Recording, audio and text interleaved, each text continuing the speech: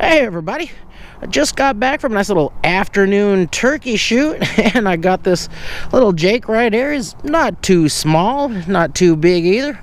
Definitely a respectable bird, and I don't have a lot of time on my hands these days, so I take what I can get. He's got a little nubbin-sized beard on him there. Actually, I just went out to dump off some yard debris, and you always got to pack your shotgun around this time of year, and decided to give a few calls while we were out there. And this guy and 4 of his buddies just came running from probably 500 yards away. They got up to about 100 yards and slowed down, but then they just kept walking straight at me, so all I had to do was duck in front of the pickup and wait. And before I knew it, these guys were standing right in front of me, so I just picked out the biggest one of the bunch and walloped him. Easy shot, slam dunk, and that is one happy doggy now. That was probably about 15 minutes ago, so I got to get this thing cleaned up and plucked. I'll save the gizzard and the liver for eating, and then we'll toss this thing in the refrigerator to let it cool down and age for a while. Hey everybody, I got it done this turkey season, and now I'm making this delicious popcorn wild turkey breast that everyone's gonna love. So let's get started.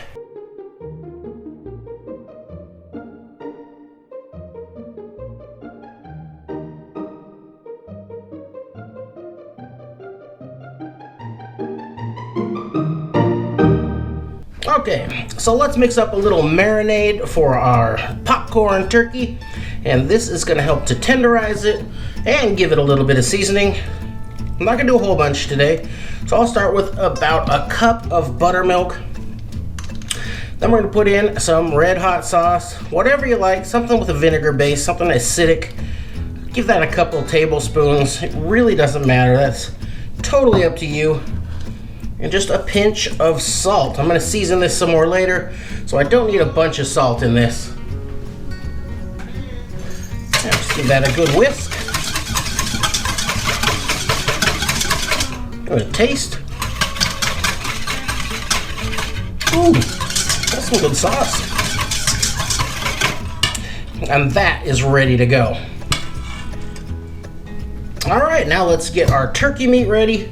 I'll go ahead and use the cutlets and any of the little bits that I cut off there, the little trim bits. Because this is all going to get cut up into some very small chunks.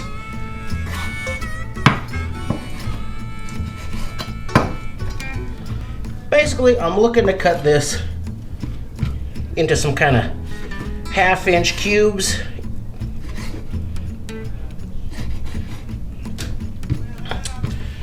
So pieces about the size of dice.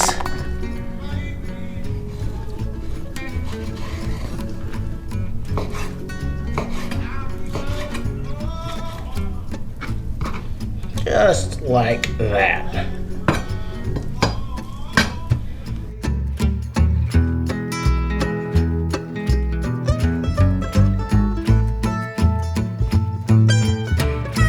This is actually just about as much as I want to do, but I want to try out some of this breast meat too, so I'll take a nice chunk of that also.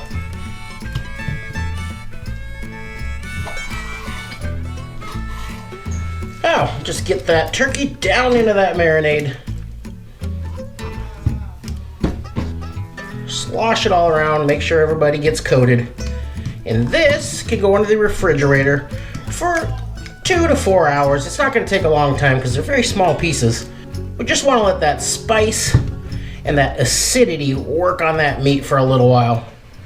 Now let's put together the coating for this. And when I'm frying whole pieces of chicken, I just use straight all-purpose flour most of the time. And that's because those big pieces of chicken fry for so long that it's plenty of time for that flour to get nice and crunchy. These little bits of turkey are going to cook very, very quickly, and if I just use a straight flour, it's not going to get very dark and it's not going to be super crunchy. So this is going to need a little help. So here I've got 2 cups of all-purpose flour. I'm going to add in a half a cup of cornstarch. That's going to make it a little lighter. And then I'll add in a couple of teaspoons of baking powder. Well, that'll do. is get a little air worked into that coating and help that become nice and crispy.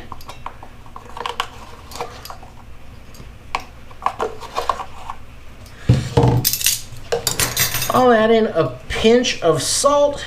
I'm going to season the turkey bits too, so not a lot of salt here.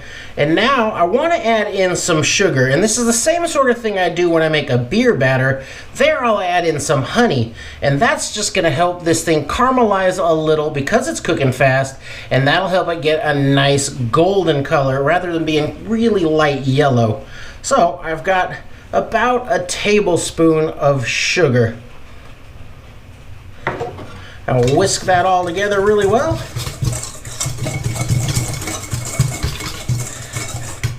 And we're ready to go. Now you're gonna need a good chicken shake, which is just a blend of spices that you like for seasoning up your chicken. And there are a lot of commercial products that you can buy. Just some plain seasoned salt of any variety will do a pretty good job. But since a lot of these commercial products already have salt mixed in, I prefer to mix up my own chicken shake and leave the salt out. Because there are times when I want to bump up the spiciness of the chicken, but not really the saltiness, and by leaving it out of the shake, I've got control over that. Also, a lot of those products have sugar mixed in, and if you put sugar on the chicken before you cook it, it can burn there and your chicken will come out too dark.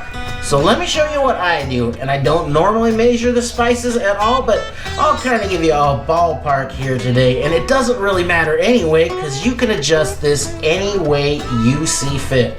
So I'm going to start with a base of paprika. So, let's see, I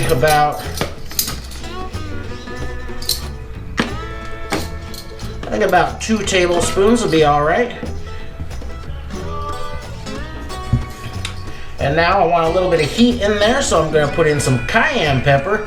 And this is all I've got left. That's about 1 tablespoon of cayenne. That's all I've got today, so that's all that's going in. Let me get a tablespoon of black pepper in there. All right. And now we're going to go with garlic powder. I think about 2 teaspoons looks right. And the same amount of onion powder.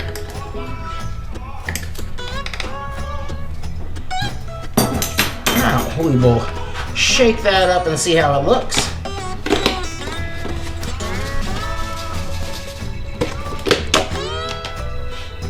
Smells good, looks good, and that'll do. And now it's kind of handy that I used up all my cayenne pepper because having a shaker bottle really helps out. So I'll just pour all this in here. After this is marinated, I want to strain off as much of that liquid as I can get. So I got most of that marinade off of there. I didn't rinse it or anything. It's got some good flavor. And now I want to season this up. I'm going to hit it with some salt. Hit it with a pinch. Stir it around. And another pinch. You know how salty you like your stuff. And then I'm going to go real heavy with that chicken shake.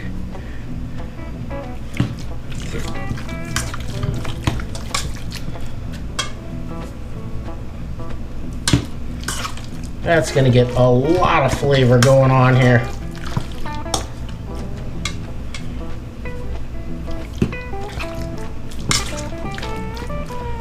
Don't have to be shy with this seasoning because there is no salt in it. So it's just pure flavor. Now we're looking good. All right, let's get our chicken coated. I'll go with a couple of eggs.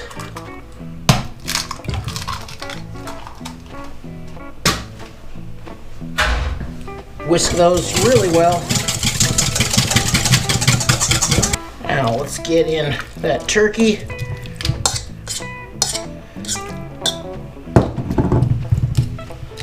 Get it all nice and coated in egg.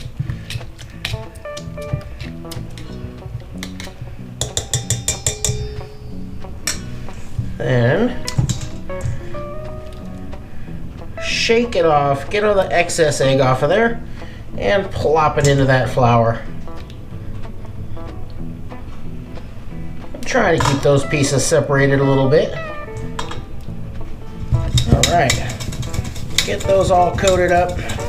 Toss them around, make sure they're all separate and getting nice and coated. And I push down, give them a little smash. Give them a little smash and get that flour really stuck on there. Toss them again, smash them a little. Now we can drop them over here onto a baking sheet.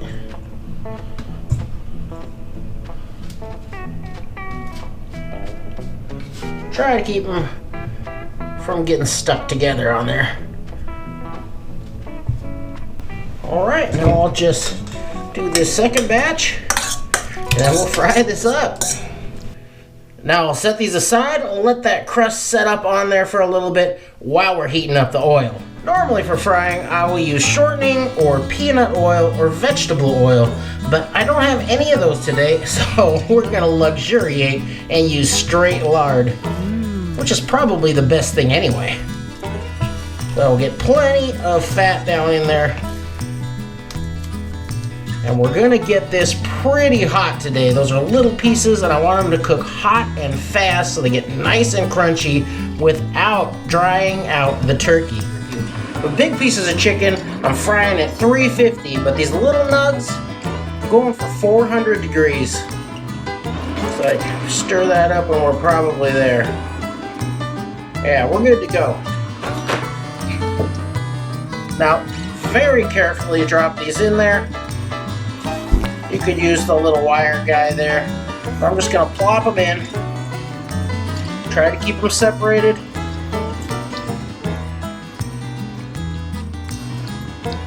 That is a good hard sizzle.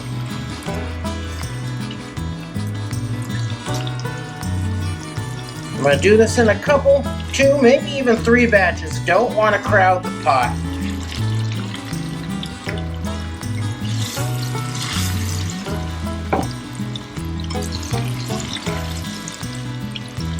There we go.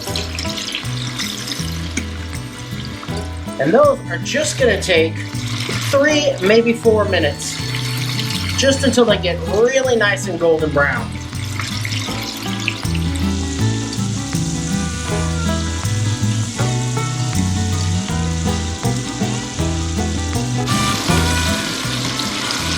All right. That was about 3.5 minutes on that batch. And just take a look at that color. Beautiful. I will transfer these over to a wire rack, let them drain off.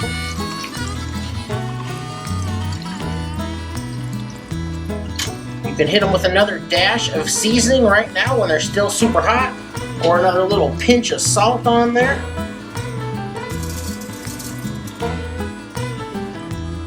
Heck yeah. Now we'll let this oil come back up to temp before I get my next batch in there. Now it looks like I got about 2 batches to go, and then we'll try these things out.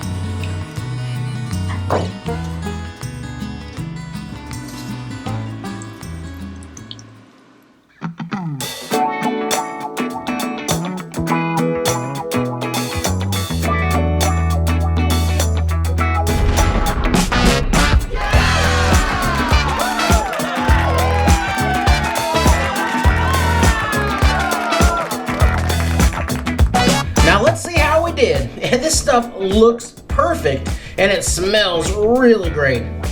I can't wait to give this a shot. Check out that bite.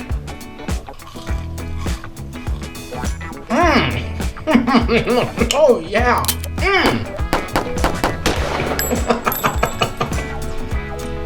A lot of people are down on eating wild turkeys. It can be kind of tough and probably kind of gamey for some people. But I got this turkey chilled and really stiff, really quick from the field. And then I let it age for a week in the refrigerator, and let me tell you, this stuff is very mildly flavored and super tender. The crust is perfect. Let me show you. See how it comes apart? The crust does not fall off of that at all. It's crispy. It's just incredible. And I know deep frying is kind of cheating because everything tastes good deep fried. But if it's going to help you get some more people into eating wild game and it tastes delicious, why not? So get your favorite dipping sauce. I like some of this super hot sauce from Pucker Butt Pepper Company. But these will go good with anything. Oh, wait. So good. So I hope you can get out there and bag yourself a turkey, have the time of your life, and then come home and make a meal to remember. Thanks for watching.